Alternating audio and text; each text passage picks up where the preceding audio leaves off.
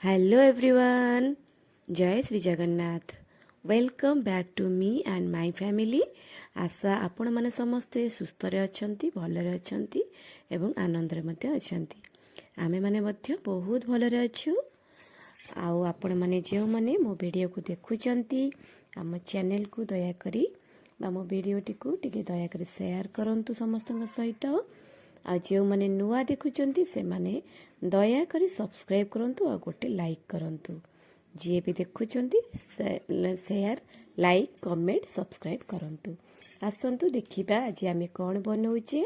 एठी मु किछि छेना नेची, देखंतु एटा क्षीर छिड़ी गले जो छेना आमे छिड़ी की करू, नहले पनीर मध्य नहीं परिबे। तापरे किछि मटर नेची, ग्रीन मटर आउ पियाज पूरा फाइन चॉप्ड है, पियाज कैप्सिकम टमाटो सब फाइन चॉप है।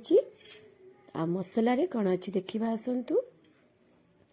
एटी कंचा लंका दुईटा आउ किछि 8-10 कोला रसुण को एमती चॉप कराई। आधा चामच लंका गुंड, आधा चामच हलदी गुंड, 1.5 चामच पाखापाखि आपण चाहिए पनीर मसला नहीं पारे। मुझे चिकेन मसला पाउडर नहीं। देखंतु आज आम कौटी रोषे करुचु, केते सुंदर जिनसटे देखंतु। आपण में जानिथिबे आको आंच कुहा जाए।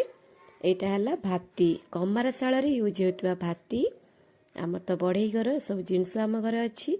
बापा एठी सेट कर देइचंती, माने हाथ रे आ बिंचिबाकू पड़िबनी। सेतरे बुलेई देले पवन हे जिवो, आपा अंगार लागि जिवो। आम आज एथिरे रोषे करबा। बेले बेले आइस हो बा कौन से डाली सिझिला बेले भी एटा को आम यूज करूँ। मझे मझे आम चुली हो आंच हो सबुथिरे रोषे करिथाउ। एठी पैन गरम हो गलानी, आम एठी सोरिष तेल देदेले। सोरिष तेल गरम हो गले एठी गोटा गरम मसला, तेजपत्र, जीरा भल भाव देखो फुटी गलानी। एठी पियाज, चॉप्ड पियाज को पके भल भाव भाजी नबा। पनीर भुर्जी समस्त खाइबा को बहुत भल लगे। जो माने नॉनवेज खाऊ नथिबे ए आइटम टी बहुत बढ़िया लागिवो।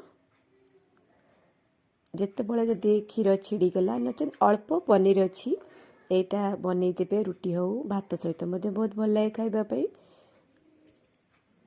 टिफिन रे छुआ मान टिफिन रे मध्ये सकाळु बहुत शीघ्र बनि जिवो। आ टिफिन रे मध्ये देई हेबो, छुआ मान भी आराम से लंच टाइम रे खाइ परिबे। भल भाबे जारी दबा, बेसी गोल्डन ब्राउन होबनी।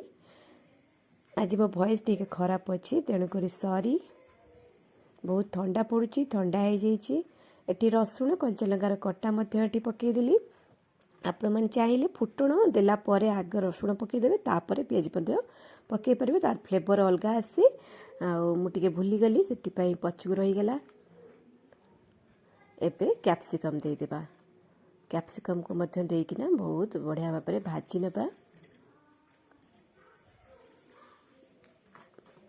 भजा है आग को देखंतु कौन कौन मसला यूज करुचु, केमिति बनौचु। आपण मन तो जानिथिबे, आमे जहा बनौचु आपण मानक सहित शेयर करुचु। एटी ग्रीन मटर देदेली। पनीर भुर्जी रे के ग्रीन मटर यूज करू नथिबे, किंतु पनीर रो परिमाण टिके कम थिला, सेति पई मटरटा देदेले टिके चली जिवो। एडजस्ट करी खाइदवा कथा घरे। हो मटरटा मध्य समस्त प्राय पसंद। आमर एठी मसला पाखापाखि हो आसलानी देखंतु। आम एबे टमाटो दबा। टमाटो जो चॉप कर देथिले चॉपर रे, ताको एबे दे दबा। ताको टिके भल भाबे कसी नबा, पानी मरिबा पर्यंत ताको कसिबा। पनीर काउ को मन को पसंद, कहा कहा को खाइबा को बेसी भल लगे, दया करी कमेंट रे जणांतु। पनीर भुर्जी हो बा पनीर तरकारी, पनीर बहुत आइटम अछि। गुंड मसला सब मु दे देली, जेमती लंका गुंड आउ हलदी गुंड, चिकेन मसलार गुंड पकईके आकु मध्य टिके भाजी नबा। चाहिए टिके अल्प टिके पानी दे पारिबे। देखंतु भाती एटी बुला होची, नियार आंचटा को टिके अधिका करिया पे एमती भाती बुलेई देले नियाटा टिके जोर जळिबो। अंगार थाए, काठ अंगार। एटी स्वाद अनुसार लूण दे देली, जो टमाटो टिके शीघ्र भी सिझिबा पई। कसूरी मेथी 1 चामच पकाई गला। एक सब भल भाव भाजी नबा। पुराणा कालिया जिनस हेले भी बेले बेले काम रे आसी थाए। आमे आइंस प्राय आंचरे हो बा चुली रे करि थाउ। ଦେଖନ୍ତୁ ମସଲା ଆମର ରେଡ଼ି ହେଇଗଲାଣି। କେତେ କଲରଫୁଲ୍ ଲାଗୁଛି, ବାସ୍ନା ମଧ୍ୟ ପୁରା ଚାରିଆଡ଼େ କମ୍ପୁଛି। ଛୁଆମାନେ ତ ଏଇ ପାଖରେ ହିଁ ଅଛନ୍ତି, ବହୁତ ଅନେକ ବସିଛନ୍ତି କେବଳ ଭାତି ବୁଲେଇବା ପାଇଁ। ତାଙ୍କୁ ବହୁତ ଖୁସି ଲାଗୁଛି। କିଛି ପୁରୁଣା ଜିନିଷ ସେମାନଙ୍କୁ ନୂଆ ନୂଆ ଲାଗୁଛି। ଆମ ପାଇଁ ପୁରୁଣା ହେଲେ ବି ସେମାନଙ୍କ ପାଇଁ ଆମେ ନୂଆ ହେଲେ ବି ପୁରୁଣାକୁ ବାନ୍ଧି ରଖିବା ଉଚିତ। ପୁରୁଣାକୁ ନେଇକି ଆଗକୁ ବଢ଼ିବା ସବୁବେଳେ ଆମ ପାଇଁ ଭଲ। ଏଠି ପନିର ପକାଇଦେଲି। ଯେତେ ଆଡ଼ଭାନ୍ସ ହେଲେ ମଧ୍ୟ ଆମେ ପୁରୁଣା ସହିତ ଆମର ସମ୍ପର୍କ ଜଡ଼ିତ ରହିବା ଆବଶ୍ୟକ। ଆମର ଫ୍ୟୁଚର ପିଢ଼ି ବା ଆମର ପୂର୍ବ ପିଢ଼ିମାନେ ଜାଣିପାରିବେ ଯେ ଏସବୁ ଜିନିଷରେ ପୂର୍ବପୁରୁଷମାନେ ଆମର ଚଳୁଥିଲେ।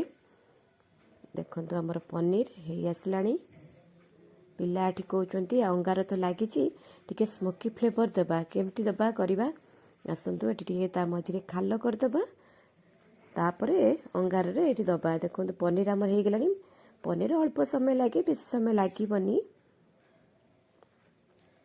କେତେ ଜୋରରେ ରଡ଼ ନିଆଁ ଦେଖନ୍ତୁ। ଗୋଟେ କୋଇଲା ଖଣ୍ଡ ଏମିତି ପ୍ଲେଟ୍ରେ ଛୋଟ କିନା ରଖି ମଧ୍ୟ ରଖିପାରିବେ। ଟିକେ ଘିଅ ପକାଇଦେବା, ତାର ବାସ୍ନା ବହୁତ ବଢ଼ିଆ ଆସିବ। ସାଙ୍ଗେ ସାଙ୍ଗେ ଘୋଡ଼େଇ ଦେବା, ଧୂଆଁଟା ଯେମିତି ଭିତରେ ରହିବ। ସ୍ମୋକି ଫ୍ଲେଭରରେ ବହୁତ, ସେଥିପାଇଁ ତ ଚୁଲି ରୋଷେଇ ହିଁ ବେଷ୍ଟ ରୋଷେଇ। ଯଦି ଆପଣମାନଙ୍କୁ ଆମର ଚୁଲି ବା ଆଞ୍ଚର ରୋଷେଇ ହେଇଥିବା ପନିର ଭୁର୍ଜି ଆପଣମାନଙ୍କୁ ଭଲ ଲାଗିଥାଏ, ତାହେଲେ ଲାଇକ୍, ସେୟାର, କମେଣ୍ଟ, ସବସ୍କ୍ରାଇବ୍ କରିବେ। ଆଜି ପାଇଁ ଏତିକି ରହୁଛି। ନମସ୍କାର, ଜୟ ଜଗନ୍ନାଥ।